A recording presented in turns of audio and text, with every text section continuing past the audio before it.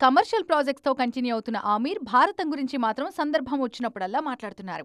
భారతంలో కృష్ణుడి character చేస్తానంటూ recent గా కమిట్ అయ్యారు. ఈ టైంలోనే ఆమీర్ ని అతని ఇంట్లో కలిశారు అల్లు అర్జున్.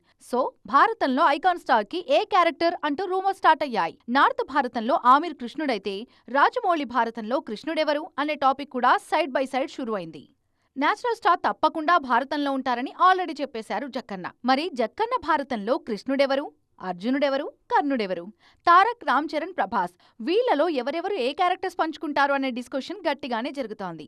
ఇక ఇవాళ రేపు మొదలయ్యే ప్రాజెక్టు కాకపోయినా చర్చ మాత్రం స్ట్రాంగ్ గా వినిపిస్తోంది. ఆలస్యమైందా ఆచార్యపుత్ర అంటూ కల్కిలో కర్ణుడి క్యారెక్టర్ లో ప్రభాస్ కనిపిస్తే బాక్సాఫీస్ దగ్గర కాసుల పంట పండింది. అర్జునుడిగా విజయ్ దేవరకొండని చూసుకుని మురిసిపోయారు జనాలు.